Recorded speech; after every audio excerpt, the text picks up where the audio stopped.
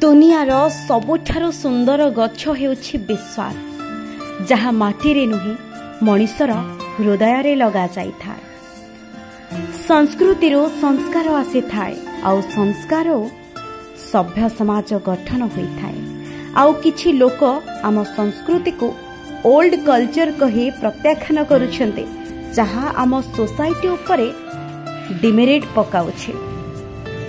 पापर रास्तारे चली अर्जित करिथिबा धन केबे भी भोग करि हेबो नाही।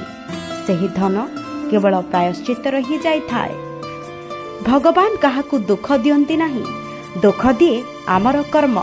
जदि आमे खराब कर्म करिबा तेबे कर्म फल मध्य खराब ही पाइबा। आवश्यक पूरण ही गले मनुष्यर व्यवहार बदली जाई थाए, आउ ता सह कथा हेबा शैली मध्य बदली जाई थाए। गीतारे सबुकिछि अछि किंतु मिथ्या नाही, स्वर्गरे सबुकिछि अछि किंतु मृत्यु नाही। आजिर मनुष्य पाखरे सबुकिछि अछि किंतु पेशेंस नाही।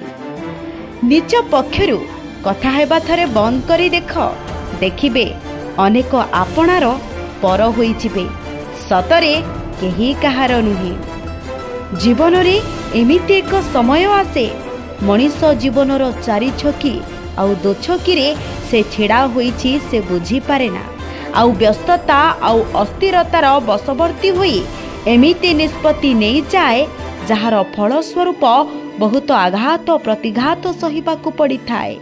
ठीक कथा बुझिबा बेलकू सबु ओलट पालट होई जाई थाए। तेणु मन को आयत्त करी विपद समय धैर्यर सह परिस्थितिर सामना करिबा निहाती आवश्यक।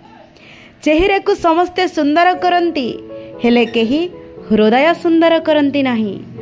टाइम मिलिले हृदय को भी सुंदर करिबा पाई ट्राई करिवे, कारण ए दुनिया रे सुंदर चेहरा मिले जिवो, हेले सुंदर हृदय मिलिबा बहुत कष्ट।